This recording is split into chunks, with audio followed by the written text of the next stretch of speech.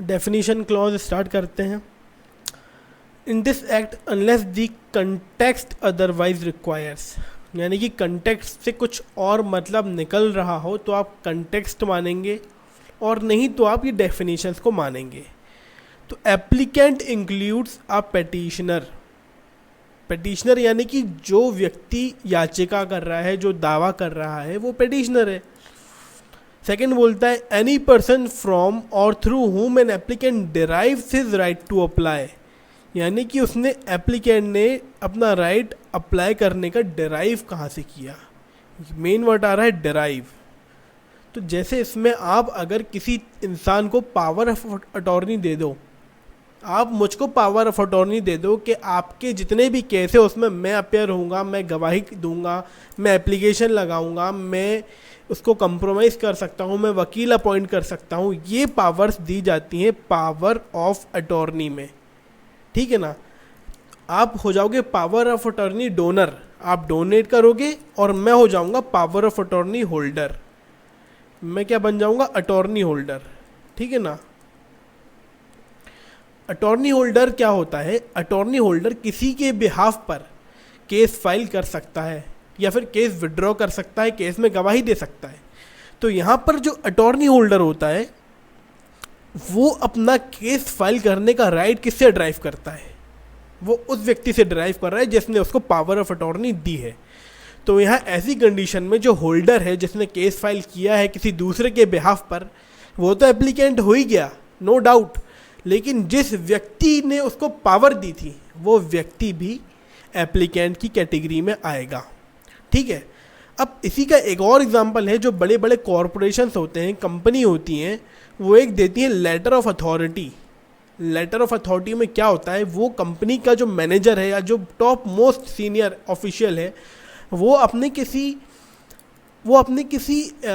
Employ को एक letter of authority देता है। Letter of authority, LOA short में उसको बोलते हैं। ठीक है, लेटर ऑफ अथॉरिटी देता है। इस लेटर ऑफ अथॉरिटी में लिखा रहता है कि ये जो हमारा एम्प्लॉय है, ये किसी भी केस को जो कंपनी के खिलाफ लगाया गया है या कंपनी जिसको लगाना चाहती है, आप उस केस को फाइल कर सकते हो अपने साइन से। ये वाला एम्प्लॉय नाम इनका मिस्टर ई है, मिस्टर ई चाहे तो अपने साइन से केस फाइल कर सकते हैं, वकील अपॉइंट कर सकते हैं। ठीक है, प्लस किसी आवेदन को एफिडेविट के साथ दे सकते हैं, आवेदन में साइन कर सकते हैं। अब इतनी बड़ी कंपनी है कि हर केस उसका मालिक ही लड़ेगा। सवाल उठता है कि यार मालिक के तो और भी कई काम है, वो अगर केस ही देखता रहेगा तो काम कब करेगा अपना। तो इस तरीके से वो लेटर ऑफ अथॉरिटी के थ्रू अपना एजेंट अपॉइंट कर देते हैं। तो यहाँ जो बड़ी कंपनीज होती हैं, ज़्यादातर उनमें लीगल मैनेजर होते हैं, लीगल एसोसिएट्स होते हैं, लीगल हेड होते हैं। तो जो लीगल हेड है, ऐसे इन लोगों को कंपनी ज़्यादातर ऐसा लेटर ऑफ अथॉरिटी देती है। ठीक है ना। तो यहाँ पर ये अपना राइट डिराइव कर रहे हैं अपने मालिक से। ठीक है ना। ये भी हो गया हमारा, मतलब सेकंड क्लॉज कंप्लीट हो गया। अब थर्ड क्लॉज आया, any person whose state is represented by the applicant as executor, administrator or other representative, यानी कि किसी की संपदा, किसी की संपत्ति कोई दूसरा व्यक्ति एग्जीक्यूटर बन के क्या कर रहा है? रिप्रेजेंट कर रहा है।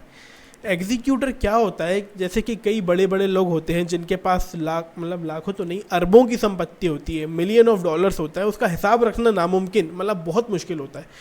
तो ऐसी कंडीशन में वो एग्जीक्यूटर अपॉइंट करते हैं। एग्जीक्यूटर होता है विल से अपॉइंट, यानी कि कोई मरने वाला है तो वो अपनी विल बना देता है और विल में पूरे प्रॉपर्टी का डिस्ट्रीब्यूशन किस हिसाब से होना है वो लिख देता है। कितनी प्रॉपर्टी चंदे में जाएगी, कितनी मंदिर में, कितनी मस्जिद में, कितनी बच्चों को, कितनी पड़ोसियों को, कितनी उस चैरिटेबल ट्रस्ट में, सब वो लिख देता है। तो एक पर्सन होता है जिसका नाम होता है एग्जीक्यूटर। उसका काम होता है ये देखना कि विल में जो डायरेक्शंस हैं वो फॉलो हुए हैं या नहीं हुए हैं। अगर विल के डायरेक्शन को वो देखता है कि फॉलो नहीं हो रहे हैं तो वो पूरी कोशिश करता है, केस फाइल करता है कि ये विल के सारे डायरेक्शंस को फॉलो किया जाए, क्योंकि ये अक्सर जो होते हैं मालिक के, मतलब उस इंसान के वफादार लोग होते हैं, करीबी लोग होते हैं, ये लोग एग्जीक्यूटर बनते हैं। ठीक है। आगे आया एडमिनिस्ट्रेटर। एडमिनिस्ट्रेटर यानी कि ऐसा शख्स, ऐसा व्यक्ति जो किसी प्रॉपर्टी को एडमिनिस्ट्रेशन कर रहा है, उसका एडमिनिस्ट्रेशन यानी कि उसकी देख रेख, उसका किराया वसूलना, उसका मेंटेनेंस कराना, ठीक है, इस तरीके से वो एडमिनिस्ट्रेशन करता है। जैसे कि आपके पिताजी के पास मुंबई में 4 मल्टी बिल्डिंग्स हैं, तो उन चारों में क्या आप जाके देखोगे, या फिर आपके बड़े भाई देखेंगे, या आपके छोटे भाई देखेंगे, या आपकी बहन देखेंगी? तो जो भी व्यक्ति उसकी देखरेख करता है वो एडमिनिस्ट्रेटर कहलाता है। तो ऐसी कंडीशन में देखिए, हम एडमिनिस्ट्रेटर की बात कर रहे हैं, तो एडमिनिस्ट्रेटर में आपका मैंने बता ही दिया, जो बड़ा भाई है अगर वो देख रेख कर रहा है, वो किराया वसूल रहा है, तो एडमिनिस्ट्रेटर कहलाएगा। और अदर रिप्रेजेंटेटिव यानी कि कोई अदर रिप्रेजेंटेटिव जो आपकी प्रॉपर्टी को रिप्रेजेंट कर रहा है। इसका एग्जांपल जैसे देखिए, एमपी एकोमोडेशन कंट्रोल एक्ट है, किराए से संबंधित है। इसमें लैंडलॉर्ड की डेफिनेशन जब आप पढ़ेंगे ना, तो बोला गया है कि जो व्यक्ति किराया वसूल रहा है वो लैंडलॉर्ड है। मालिक तो है ही, जो प्रॉपर्टी का मालिक है वो तो है ही लैंडलॉर्ड, लेकिन अगर उसका कोई नौकर वो किराया वसूलता है लोगों से जाके, तो वो भी लैंडलॉर्ड माना गया है, क्योंकि ये रिप्रेजेंटेटिव है। और क्योंकि वो लैंडलॉर्ड जब केस फाइल करेगा ना, तो माना जाएगा कि जो उसका मालिक है, मकान मालिक, वो वो एप्लीकेंट है, ठीक है ना। तो इस तरीके से एप्लीकेंट में पेटिशनर आता है, derives his right to apply वाले व्यक्ति आता है, executor, administrator or other representatives आते हैं। बी बोलता है एप्लीकेशन क्या होती है। Application includes a petition. Petition यानी कि याचिका होती है, याचिका। इसको उर्दू में हम बोलते हैं अर्जी। देखिए, आपने गाना सुना होगा, तुम तक अर्जी मेरी, फिर आगे जो मर्जी तेरी। तो यहाँ पे अर्जी का मतलब है कि एक रिक्वेस्ट कर रहे हो आप, है ना, लेटर ऑफ रिक्वेस्ट टाइप से, सामने वाला चाहे करे चाहे ना करे। और याचिका में भी मतलब आप याचना कर रहे हो, भाई साहब दे दो, हमें अप्लाई करा है आपने, है ना। तो यहाँ पिटीशन का ये मतलब होता है। अभी मैं आगे बताऊंगा सूट में पिटीशन में क्या डिफरेंस है। बहुत माइनर सा डिफरेंस है। सूट का उर्दू मीनिंग होता है मुकदमा, यानी कि जब दो लोगों के बीच में डिस्प्यूट हो और वो एक दूसरे से मुकदमा करें, तो वो हो गया सूट। और याचिका में आप कोई मांग कर रहे हो कोर्ट से, ठीक है ना। फ़र्क बहुत लिमिटेड है। वही फ़र्क है जो यूट्यूब रील्स और MX टकाटक टिकटॉक में जो भी फ़र्क होता है, मतलब बहुत माइनर सा फ़र्क है ना। तो आपको समझाने के लिए बोल रहा हूँ। अब आ गया बिल ऑफ एक्सचेंज। ये चीज़ थोड़ा सा समझना मुश्किल है, इसको मैं आपको अभी एग्जाम्पल से और फोटो से समझाता हूँ। देखिए, bill of exchange. Bill of exchange बोला गया है इंक्लूड्स अ हुंडी एंड चेक। हुंडी और चेक बिल ऑफ एक्सचेंज की कैटेगरी में इंक्लूड होते हैं। तो अब सवाल उठता है, ये बिल ऑफ एक्सचेंज क्या है, हुंडी क्या है और चेक क्या है? ये तो आप जानते ही होंगे, बाकी दो चीज़ मैं बताता हूँ। देखिए बिल ऑफ एक्सचेंज जो होता है वो कुछ इस तरीके का होता था, फॉर्मेट ऐसा होता था। उसमें ये जो पर्सन है, फर्स्ट पर्सन, ये ऑर्डर दे रहे हैं, इनको राजेश पाटिल ऑर्डर दे रहे हैं राजनाथ गांधी को कि वसुंधरा जोशी को आप 9,500 रुपये पेमेंट कर दें, ठीक है ना। यहाँ पे कोई बैंक का इन्वॉल्वमेंट नहीं है, बिल ऑफ एक्सचेंज है। इनका कोई लेन देन रहा होगा पहले, तो ये जो राजेश पाटिल जी हैं इनने साइन कर दिया। किससे बोला? राजनाथ से बोला कि भाई साहब ये वसुंधरा जोशी आएंगी, उनको 9,500 रुपये आप दे देना, ये बिल ऑफ एक्सचेंज लेके आएंगी। तो इस तरीके का बिल ऑफ एक्सचेंज बन गया। अब बिल ऑफ एक्सचेंज ये तो मैंने आपको प्रैक्टिकली बता दिया। इसकी डेफिनेशन नेगोशिएबल इंस्ट्रूमेंट में लिखी हुई है। बोला हुआ है written instrument signed by the maker directing certain person to pay a certain money to certain person. यानी कि एक व्यक्ति को आप ऑर्डर कर रहे हो, डायरेक्ट कर रहे हो कि भाई साहब उस व्यक्ति को आप पैसा दे देना। एक इस लिहाज का, इस बारे में एक इंस्ट्रूमेंट बना देते हो, बिल ऑफ एक्सचेंज कहलाता है। देखो ये सुनने में थोड़ा कॉम्प्लेक्स है, मैं आपको बहुत सिंपल करके बताना चाहता हूँ। जैसे कि आप मिठाई लेने जाते हो या पोहा जलेबी लेने जाते हो, तो होटल में आपको सबसे पहले टोकन लेना पड़ता है। आप पैसा देते हो उसको, वो रिटर्न में आपको 10 रुपये का उस वैल्यू का टोकन दे देता है। अब इस वैल्यू का जो टोकन आ गया आपके पास 10 रुपये का, आप जो भी मिठाई जिसकी वैल्यू 10 रुपये है या उससे कम है वो ख़रीद सकते हो, ठीक है। 10 रुपये का गुलाब जामुन का आपने टोकन ले लिया, गए आप दुकान गुलाब जामुन वाले के पास, उसको पकड़ाया, वो आपको गुलाब जामुन दे देगा। तो यहाँ ये जो टोकन है ना मिठाई वाला, इसने आपकी कौन सा रोल प्ले किया? बिल ऑफ एक्सचेंज जैसा रोल प्ले किया, बिल ऑफ एक्सचेंज। क्योंकि इसको देके आपने कोई चीज़ एक्सचेंज मिली, ठीक है ना। ये जो मैंने बताया आपको, ये एक कंसेप्चुअल क्वेश्चन, मतलब कंसेप्ट बताया कि ये कंसेप्ट है, ये चीज़ नहीं है, कंसेप्चुअली बता रहा हूँ। अब देखो, आप सिर्फ चेंज कर दो गुलाब जामुन को, आप चेंज कर दो मनी से, पैसे से, ठीक है ना। अगर आपको मनी मिल रही है तो वो बिल ऑफ एक्सचेंज माना जाएगा। जैसे कि आज के टाइम में मैंने आपको दे दिए 10 रुपये, आप दुकान के मालिक हो, मैंने 10 रुपये दिए, आपने रिटर्न में मुझे टोकन दे दिया।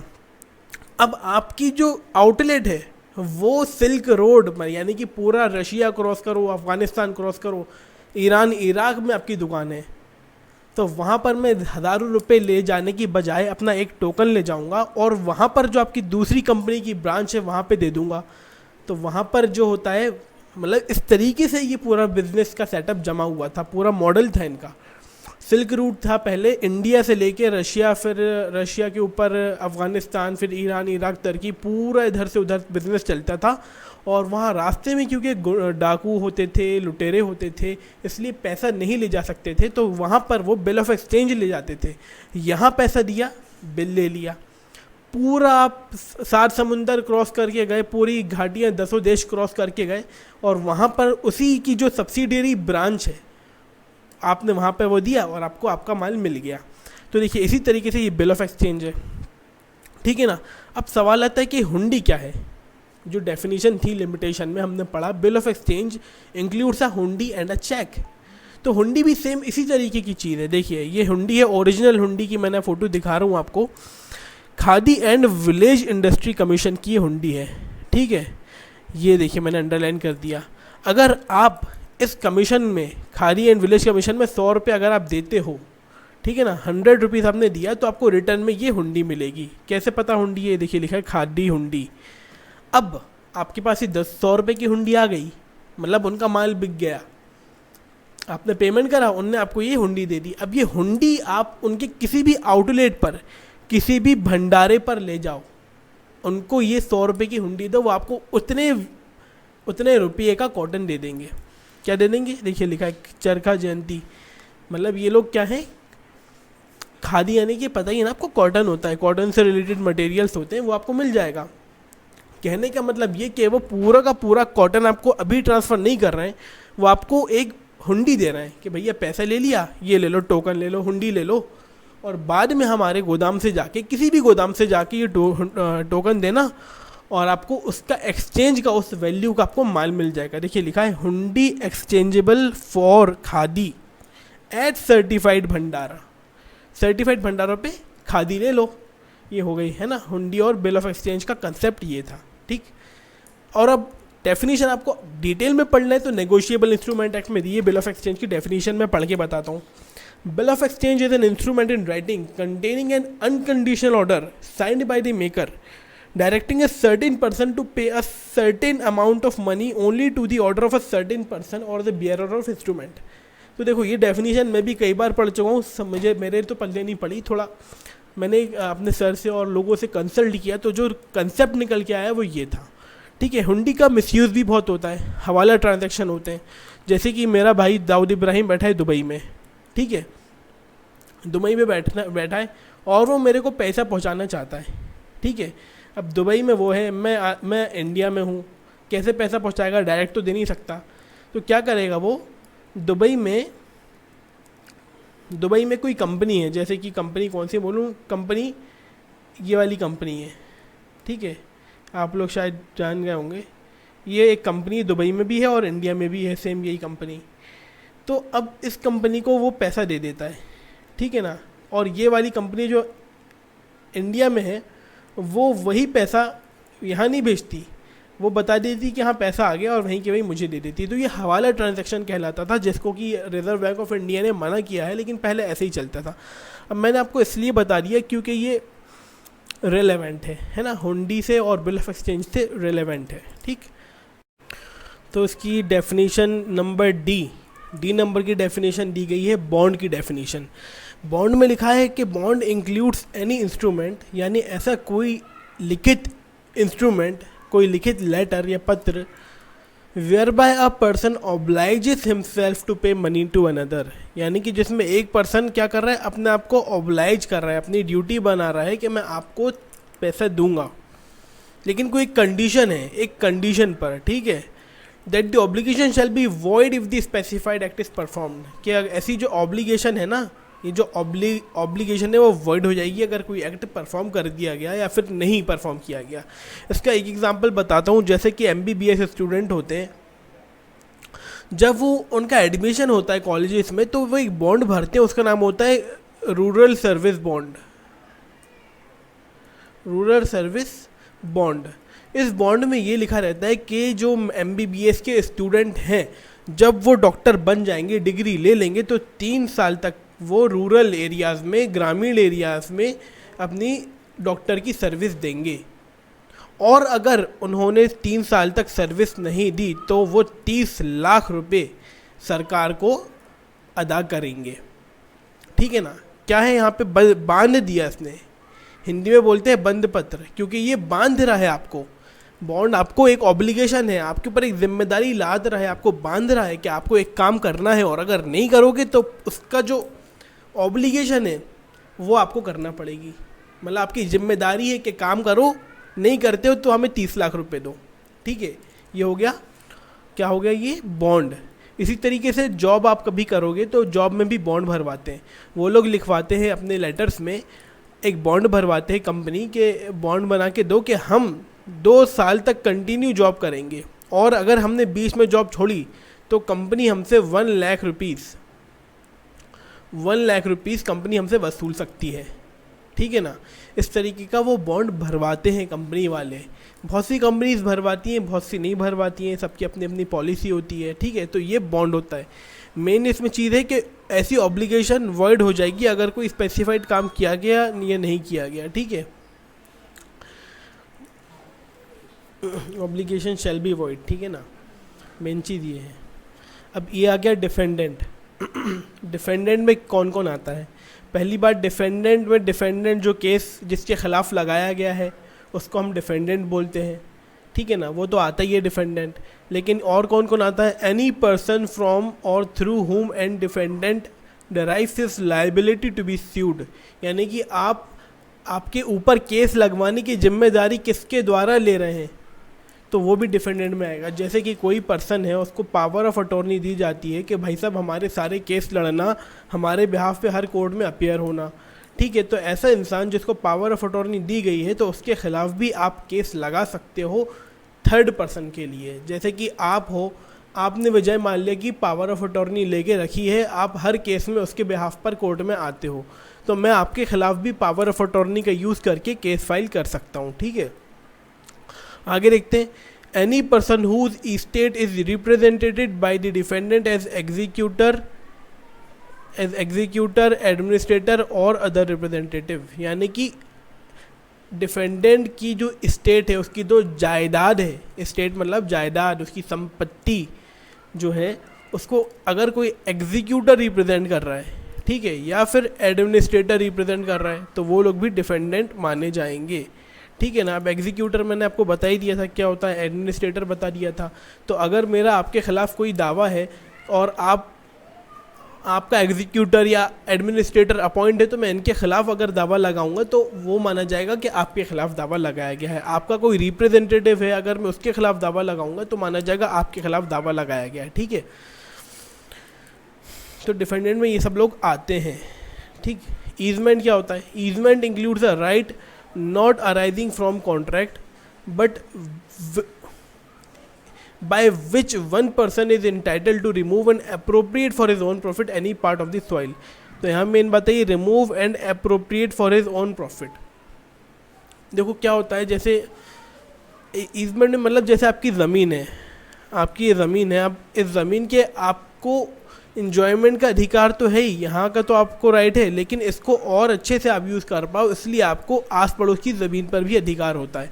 जैसे कि आपकी खेत है, ठीक है, आपके खेत के आजू बाजू कई लोगों के खेत हैं, ठीक है, ये आपका खेत है, लेकिन आपका खेत बीच में फंसा हुआ है, समझ गए ना, ये आपकी प्रॉपर्टी है। अब आपको इस प्रॉपर्टी पे जाना है तो आप कैसे जाओगे? उड़ के तो जा नहीं सकते, हाँ हेलीकॉप्टर होगा तो डायरेक्ट आप पहुंच सकते हो, लेकिन ये सब पूरी प्रॉपर्टी जो है लॉक है आपकी इधर से उधर तक के, तो आप बीच में से कोई एक रास्ता बना के यहाँ पे जा सकते हो। ठीक है, रास्ता बनाओगे, लोगों से परमिशन आप पहले ले ही लोगे। जब ये आपका रास्ता बन गया यहाँ पे, तो ये आपका एक ईजमेंट का अधिकार हो गया है। अब इस अधिकार को कोई छेड़छाड़ नहीं कर सकता। ठीक है, ये ईजमेंट को डिफ़ाइन किया गया है अच्छे से, इंडियन ईजमेंट एक्ट में डिफ़ाइन किया गया है। ठीक है, इंडियन ईजमेंट एक्ट में ये भी लिखा है कि अगर आप आपके पड़ोसी की ज़मीन पे जाते हो, उसके तालाब से मछलियाँ पकड़ते हो, या फिर उसकी जो ज़मीन से नदी बह रही है उसमें से पानी लेते हो, तो वो अधिकार भी ईजमेंट में आता है। ठीक है, अटैच्ड टू होना चाहिए, जो कि ऐसा अधिकार जो अटैच है या फिर सबसिस्ट मतलब प्रभाव में है किसी और की ज़मीन पर। अब जी हो गया क्या, foreign country means any country other than India. बताने की ज़्यादा ज़रूरत है, ये सेल्फ एक्सप्लेनेटरी है। एच है गुड फेथ मतलब ऐसी हर चीज़ गुड फेथ मानी जाएगी जो कि proper care, due care and attention से की गई है। यहाँ पर ये जो डेफिनेशन है नेगेटिव सेंस में दी गई है, नेगेटिव सेंस में, ये देखिए माइनस नेगेटिव करके बनाया मैंने, नेगेटिव सेंस में दी गई है। ऐसी कोई भी चीज़ जो कि not done good due care और अटेंशन से नहीं की गई, उसको हम गुड फेथ नहीं मानेंगे। इसका मतलब ये है कि ड्यू केयर और अटेंशन, ये दो चीज़ें हैं गुड फेथ को प्रूफ करने के लिए। अब जैसे कि डिफेंडेंट की डेफिनेशन थी यहाँ पे हमने पढ़ी ई में, वैसे ही सेम डेफिनेशन आई में प्लेंटिफ की दी हुई है। प्लेंटिफ वो व्यक्ति होता है जो केस फाइल करता है, यानी कि प्लेंट फाइल करता है। इंक्लूड्स एनी पर्सन और through whom plaintiff derives his right to sue, यानी कोई भी व्यक्ति जिससे प्लेंटिफ अपना वाद लाने का अधिकार प्राप्त करता है। जैसे कि मैं आपका पावर ऑफ अटॉर्नी होल्डर हूँ, POA होल्डर हूँ। ठीक है, अब मेरे पास अथॉरिटी है, मैं किसी के खिलाफ आपके बिहाफ पे किसी के खिलाफ केस लगवा सकता हूँ। तो मैं क्योंकि POA होल्डर हूँ, तो मैं वकील साहब को अपॉइंट करूँगा, बोलूँगा वकील साहब मिस्टर एक्स के ख़िलाफ़ आप केस लगा दीजिए। मिस्टर POA जो नहीं, जिस व्यक्ति ने पावर ऑफ अटॉर्नी दी थी उसकी ज़मीन थी। ठीक है, उसकी ज़मीन का मुझे राइट दिया गया है, तो मैं उनके बिहाफ पे केस फाइल करना चाहता हूँ। ठीक, तो यहाँ पे वो हो गया। Any person whose state is represented by plaintiff as executor, administrator or other representative, यानी आपका अगर कोई एग्जीक्यूटर है, एडमिनिस्ट्रेटर है, वो भी केस फाइल कर सकता है, प्लेंटिफ की कैटेगरी में वो भी आएगा। ठीक है, और जो आपका कोई और रिप्रेजेंटेटिव है वो भी प्लेंटिफ की कैटेगरी में आएगा। जैसे कि आप मकान मालिक हो, तो जो इंसान आपका किराया वसूल करता है वो आपका रिप्रेजेंटेटिव माना जाएगा, क्योंकि वो किराएदार के ख़िलाफ़ उसकी बेदखली के लिए वाद ला सकता है MP LRC के तहत। ठीक है, अब आगे आ गया period of limitation. Period of limitation J में लिखा हुआ है, means the period of limitation prescribed for any suit, appeal और एप्लीकेशन बाय दिस शेड्यूल, यानी कि एक शेड्यूल दिया हुआ है लिमिटेशन एक्ट के पीछे, उसमें ये लिखा हुआ है कि हर सूट का लिमिटेशन क्या होगा। जैसे कि रिकवरी ऑफ मनी के लिए लिमिटेशन 3 साल का होता है, डिक्लेरेशन कराना है 3 साल का लिमिटेशन, डिफेमेशन का केस है 1 साल का लिमिटेशन, हकशुफा का केस है, हकशुफा नहीं, प्रीएम्पशन उसे इंग्लिश में बोलते हैं, 1 साल का लिमिटेशन, लॉ ऑफ टॉर्ट के लिए 1 साल का लिमिटेशन। ये पूरे का पूरा टेबल बताया गया है पीछे, अभी आप चाहो तो देख सकते हो खोल के अभी के अभी। ठीक है, एंड प्रिस्क्राइब्ड पीरियड, यहाँ 2 डेफिनेशन दी हुई हैं, पीरियड ऑफ लिमिटेशन की डेफिनेशन है और प्रिस्क्राइब्ड पीरियड की डेफिनेशन है। तो प्रिस्क्राइब्ड पीरियड मीन्स ऐसा पीरियड जो कि इस एक्ट के हिसाब से कंप्यूट किया गया है, इस एक्ट के हिसाब से जो कंप्यूट किया गया है। देखो फ़र्क है, पीरियड ऑफ लिमिटेशन में फ़र्क होता है और प्रिस्क्राइब्ड पीरियड में फ़र्क होता है।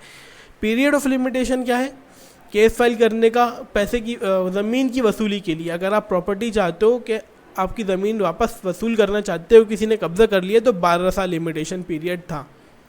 लेकिन अब आ गई बात प्रिस्क्राइब्ड पीरियड की।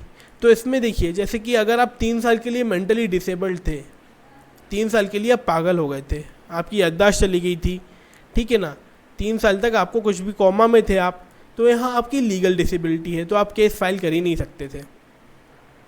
तो यहाँ पर आप इस प्रॉपर्टी को वसूल करने के लिए 12+3 यानी कि 15 साल बाद भी केस फाइल कर सकते हो। आपको प्रूफ करना पड़ेगा कि जज साहब हम जो है, हम 3 साल से क्या थे, हम बीमार थे, या फिर इस तरीके इतना मेंटल हम हो चुके थे कि हम केस फाइल नहीं कर सकते थे। इस तरीके से मतलब आपका प्रिस्क्राइब्ड पीरियड फिर बढ़ जाएगा। प्रिस्क्राइब्ड पीरियड वो भी होता है, देखिए जिस दिन केस, अगर जिस दिन कोर्ट क्लोज है उस दिन का लिमिटेशन माफ़ हो जाता है। तो अगर आपका लिमिटेशन 30 डेज़ का था और आप गए केस फाइल करने लास्ट डे पर और पाते हैं कि कोर्ट बंद है, तो प्लस 1 डे आपको और मिल जाएगा, तो 31 डेज़ हो जाएंगे। इस तरीके से 31 डेज़ का आपका प्रिस्क्राइब्ड पीरियड माना जाएगा। ठीक, चलिए इसके आगे देखते हैं हम प्रॉमिसरी नोट। प्रॉमिसरी नोट क्या होता है? Means any instrument whereby the maker engages absolutely to pay specified sum of money, यानी कि एक अनकंडीशनल, इसमें तो लिखा नहीं है लेकिन अनकंडीशनल एक डिक्लेरेशन होता है कि मैं आपको इतना पैसा अदा करूंगा इस टाइम पर, या फिर जैसे कि उसमें लिखा हुआ है टाइम लिमिटेड देयर इन और ऑन डिमांड और एट साइट। ठीक है, देखिए पावर ऑफ अटॉर्नी में आपको दिखाता हूँ कैसी, सॉरी प्रॉमिसरी नोट दिखाता हूँ कैसा होता है। ये देखिए, ये प्रॉमिसरी नोट विकिपीडिया से निकाल के दिखा रहा हूँ मैं आपको। ये लिखा है on demand we promise to pay at the Indian Imperial Bank of India Rangoon, ठीक है, असम ऑफ इतना इतना। यहाँ पे एक अनकंडीशनल प्रॉमिस टू पे होता है प्रॉमिसरी नोट में, इसको आप पॉज करके देख लें अच्छे से। ठीक है, तो यहाँ हम प्रॉमिसरी नोट की डेफिनेशन देख रहे थे और एक बार रीड मारते हैं। Maker engages absolutely to pay a specified sum of money to another at time limited therein. ठीक, सूट, सूट मतलब कि मुकदमा होता है, यानी कि मुकदमा मतलब दो लोगों के में जो डिस्प्यूट हो जाता है, दो लोगों में कोई डिस्प्यूट हो गया है, तो उस डिस्प्यूट को सुलझाने के लिए थर्ड पर्सन के पास वो लोग जाते हैं। ए और बी गए जज के पास, ठीक है, ए और बी गए जज के पास, तो ये जो लेके गए, ये मुकदमा लेके गए दोनों अपना अपना, इन दोनों के बीच में डिस्प्यूट था तो मुकदमा कहते हैं इसको उर्दू में। मुकदमे में क्या नहीं आता? अपील और एप्लीकेशन नहीं आती। एप्लीकेशन यानी कि याचिका, अर्जी, ठीक है, मैं आपसे रिक्वेस्ट कर रहा हूँ, इस टाइप से एप्लीकेशन और अपील होती हैं। और सूट जो होता है वो मुकदमा होता है, दो लोगों में डिस्प्यूट को डिसॉल्व करवाना होता है तो सूट फाइल होता है। ठीक है, आगे आता है टॉर्ट। टॉर्ट यानी कि ऐसा कोई रॉन्ग जो कि क्राइम नहीं है, एक जनरल लैंग्वेज में बता रहा हूँ, ऐसा कोई भी रॉन्ग जिसकी सज़ा नहीं मिलती वो आप टॉर्ट में जा सकते हो। लेकिन इसको हम पढ़ते हैं क्या लिखा है? Tort means a civil wrong which is not exclusively breach of trust, यानी ऐसा कोई सिविल रॉन्ग जो ब्रीच ऑफ कॉन्ट्रैक्ट नहीं है और ब्रीच ऑफ ट्रस्ट नहीं है। यानी कि टॉर्ट क्या है? मेनली टॉर्ट क्या है? Civil wrong. Tort means a civil wrong, ये सबसे इंपॉर्टेंट चीज़ है। और वो क्या नहीं है? ब्रीच ऑफ कॉन्ट्रैक्ट और ब्रीच ऑफ ट्रस्ट नहीं है। तो सिविल रॉन्ग की बात क्या आती है? सिविल रॉन्ग बहुत सी चीज़ें हो सकती हैं। देखिए, जो चीज़ अपराध नहीं है वो सिविल रॉन्ग में आ जाएगी। जैसे कि आप कुत्ते को डंडा मार रहे थे, मैं पास से निकला, डंडा मेरे को भी लग गया, तो आपका इंटेंशन तो था ही नहीं मारने का, ठीक है ना, तो यहाँ पर सिविल रॉन्ग हो गया। मैं आपके खिलाफ सिविल सूट फाइल करके कंपनसेशन ले सकता हूँ। दो लोगों की शादी के लिए एग्रीमेंट हो गया था कि हम दोनों शादी करेंगे, सगाई हो गई थी। अब बाद में कोई एक पार्टी मुकर जाती है, ठीक है, रिश्ता तोड़ने लगती है, तो यहाँ पर अगर कोई अपराध नहीं बन रहा है, पहली बात तो कोई अपराध यहाँ नहीं बना, लेकिन अगर फिर भी अग्रीव्ड पर्सन जिसके मतलब जो अग्रीव्ड है, जिसको बुरा लगा रिश्ता टूटने से, वो कोर्ट में कंपनसेशन के लिए केस फाइल कर सकता है। तो टॉर्ट यानी कि सिविल रॉन्ग मेनली, सबसे बस ये कंप्लीट हो गया आपका, tort is a civil wrong. आगे देख लीजिए, ब्रीच ऑफ कॉन्ट्रैक्ट नहीं हो, ब्रीच ऑफ ट्रस्ट नहीं हो, ठीक है। अब ट्रस्टी की डेफिनेशन आ जाती है। Trustee does not include a benamidar, benamidar trustee में नहीं माना जाएगा, ठीक है ना। बेनामीदार क्या होता है हम अभी देखते हैं। A mortgagee remaining in possession after the mortgage has been satisfied और a person in wrongful possession without title, ये दोनों लोग भी ट्रस्टी नहीं माने जाते। तो देखो ट्रस्टी होता क्या है? ट्रस्टी बना है वर्ड ट्रस्ट से। ट्रस्ट यानी कि आप अपनी प्रॉपर्टी किसी को सौंप दो भरोसा करके, तो आप जो हो वो ट्रस्ट, आपने प्रॉपर्टी ट्रस्ट की और जो सामने वाला इंसान है जिसको सौंपी गई वो हो गया ट्रस्टी, ठीक है ना। जैसे 4 लोगों ने चंदा किया कि हम अपने 5वें दोस्त को पूरा पैसा दे देंगे, वो सारे खर्चे वो उठाएगा फिर और बाद में हमको हिसाब दे देगा, तो इस तरीके से जो 5वां दोस्त है वो ट्रस्टी बन गया। तो ट्रस्टी में बेनामीदार नहीं आता है। बेनामीदार क्या होता है कि आपने अपनी प्रॉपर्टी किसी और के नाम से ख़रीद ली, जैसे कि मैंने बहुत ब्लैक मनी जमा किया, बहुत घपला किया, तो मैंने मैंने 4 घर ख़रीदे। एक घर मेरा बॉम्बई में है, एक दिल्ली में है, एक हरियाणा में है, एक कर्नाटका में है। इस तरीके से 4 मैंने बड़े बड़े बंगले ख़रीदे ब्लैक मनी से। मैं अपने नाम पे रखूँगा तो मेरे पे छापा पड़ जाएगा, तो इसलिए एक मैं अपनी बुआ के नाम से ख़रीद देता हूँ, एक मैं भाई के नाम से ख़रीद देता हूँ, एक मैं अपने नौकर के नाम से ख़रीद देता हूँ, एक मैं अपने दोस्त के नाम से ख़रीद लेता हूँ। लेकिन ये बोलता हूँ कि देखो यार पैसे मैं दे रहा हूँ, ठीक है ना, चीज़ भले ही तुम्हारे नाम पे लेकिन मेरी है, मैं समझ गया ना, बस यही। तो यहाँ पे बेनामीदार ट्रस्टी नहीं आता, और ऐसे जो ट्रांजैक्शन है बेनामी ट्रांजैक्शन एक्ट में मना किए गए हैं। बेनामी ट्रांजैक्शन प्रोहिबिशन एक्ट के हिसाब से ऐसा कोई भी ट्रांजैक्शन करना इलीगल है और आप मालिक नहीं माने जाओगे ऐसे में, ठीक है। आगे बोलता है कि mortgagee remaining in possession after the mortgage has been satisfied, यानी कि एक चीज़ गिरवी रखी गई थी। एक चीज़ क्या गिरवी, आपको पता ही क्या होता है, पता है ना। तो गिरवी जैसे कि मैंने आपको सोना दिया अपना और आपने मुझको 1 लाख रुपया उधार दे दिया, तो मेरा सोना आपके पास गिरवी रखा हुआ है। मुथूट फाइनेंस वाले यही करते हैं। तो मेरा सोना आपके पास जब रखा हुआ है और मैंने आपको 1 लाख रुपया चौका भी दिया, लौटा भी दिया मैंने पूरा का पूरा 1 लाख रुपया, अब फिर भी आप मुझको सोना नहीं दे रहे हो, मेरा गोल्ड मेरे को वापस नहीं कर रहे हो, तो यहाँ पर जो आप पोजेशन में हो प्रॉपर्टी के, ठीक है, मोर्गेज ख़त्म हो गया है, मोर्गेज सेटिस्फाइड हो चुका है, उसके बावजूद आप प्रॉपर्टी नहीं दे रहे हो, तो ऐसी कंडीशन में आप ट्रस्टी नहीं माने जाएंगे इस एक्ट के हिसाब से, ठीक है।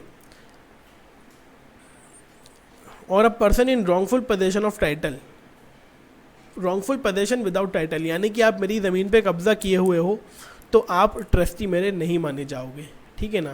तो मेरी ज़मीन पे गलत तरीके से कब्जा होए तो आप मतलब ट्रेस पासर हो, तो यहाँ ट्रस्टी नहीं हो, ठीक।